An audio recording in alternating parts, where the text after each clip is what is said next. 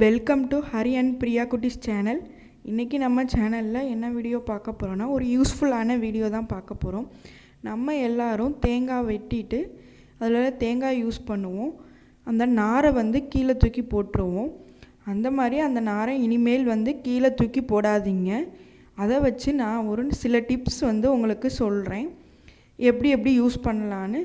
ரொம்ப யூஸ்ஃபுல்லாக இருக்கும். இதெல்லாம் தெரிஞ்சுது அப்படின்னா நீங்கள் இந்த நாரை இனிமேல் கீழேயே போட மாட்டீங்க. வாங்க அது என்னென்னு பார்க்கலாம். ஃபஸ்ட்டு இந்த நாரெல்லாம் எடுத்துகிட்டு வந்திருக்கேன். எடுத்துட்டு இந்த மாதிரி அதெல்லாம் மொத்தமாக இருக்கும். அதை இப்படி தனித்தனியாக பிரித்து எடுத்துக்கணும்.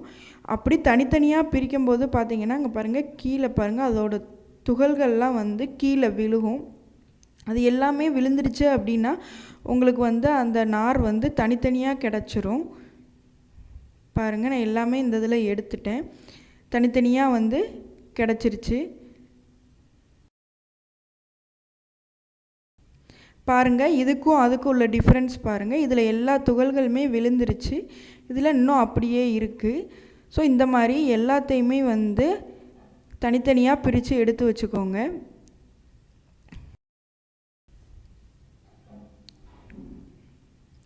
இந்த நார் பார்த்தீங்க அப்படின்னா நிறைய யூஸ்க்கு பயன்படுது. இனிமேல் நீங்கள் தேங்காய் வாங்கினீங்க அப்படின்னா இந்த நாரை பிச்சு கீழே தூக்கி போடாமல் எடுத்து ஒரு கவரில் ஸ்டோர் பண்ணி வச்சுக்கோங்க. நீங்கள் ஃப்ரீயாக இருக்கும்போது இந்த மாதிரி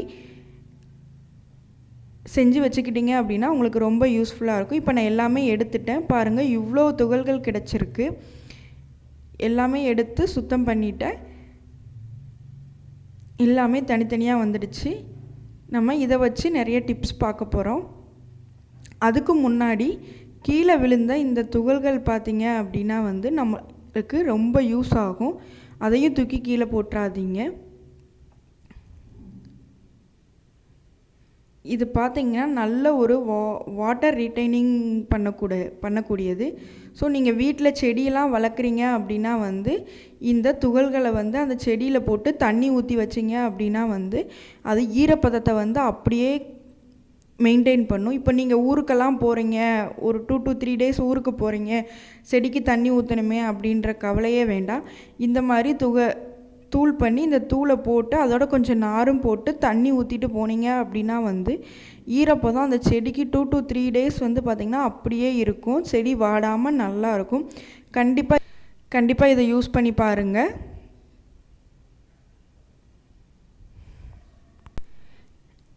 நெக்ஸ்ட்டு இந்த நார்லாம் நான் எடுத்துகிட்டு வந்திருக்கேன்.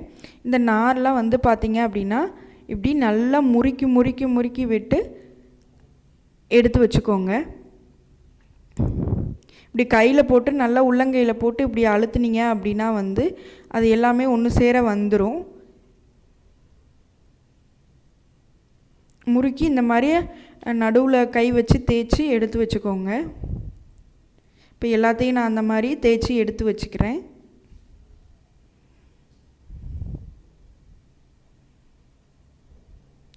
பாருங்கள், எல்லாமே தேய்ச்சி வச்சுட்டேன். இப்போ இதை நம்ம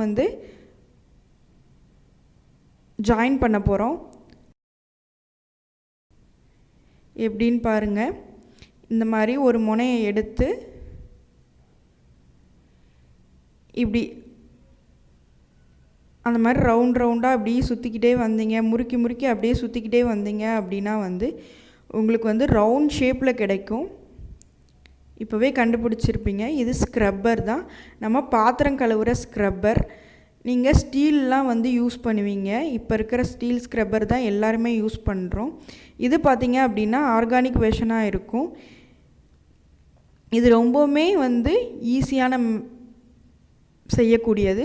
செஞ்சு நம்ம இதையே பாத்திரம் கழுவுறதுக்கு யூஸ் பண்ணலாம். பாருங்கள், நான் நல்லா முறுக்கி சுற்றி எடுத்துகிட்டு வந்துட்டேன். அந்த எண்டில் மட்டும் லைட்டாக ஒரு ஊசி வச்சு தச்சிட்டிங்கன்னா அது வராது. நீங்கள் ஸ்டீல் ஸ்க்ரப்பர் யூஸ் பண்ணுறதுக்கு பதிலாக இந்த மாதிரி ஸ்க்ரப்பர் வச்சு யூஸ் பண்ணிங்க அப்படின்னா ரொம்ப நல்லாயிருக்கும்.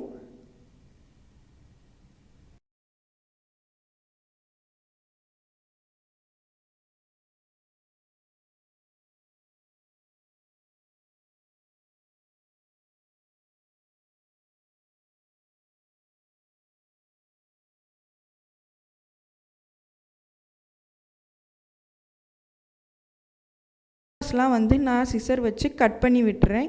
பாருங்கள், அழகான ஸ்க்ரப்பர் வந்து ரெடி ஆயிடுச்சு. இதை வச்சு பாத்திரம் கழுவும் போது அது வந்து நம்மளுக்கு ரொம்பவுமே நல்லாயிருக்கும்.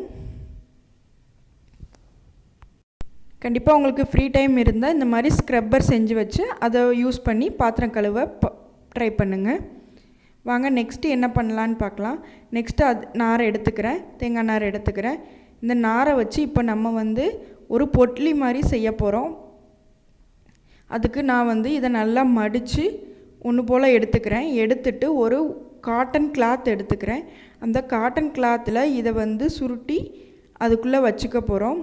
இந்த காட்டன் கிளாத்தில் அதை உள்ளே வச்சு நல்லா முடிச்சு மாதிரி போட்டுட்டிங்க அப்படின்னா வந்து உங்களுக்கு ஒரு பொட்லி ஷேப்பில் வந்து கிடச்சிரும். நம்ம இந்த பொட்லியை வந்து எதுக்கு யூஸ் பண்ணலான்னு பார்க்கலாம் வாங்க.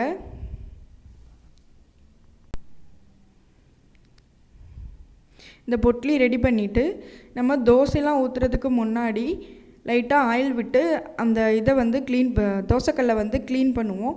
அப்போது இந்த ஸ்க்ரப்பர் வந்து யூஸ் பண்ணி நம்ம க்ளீன் பண்ணி எடுத்துக்கலாம்.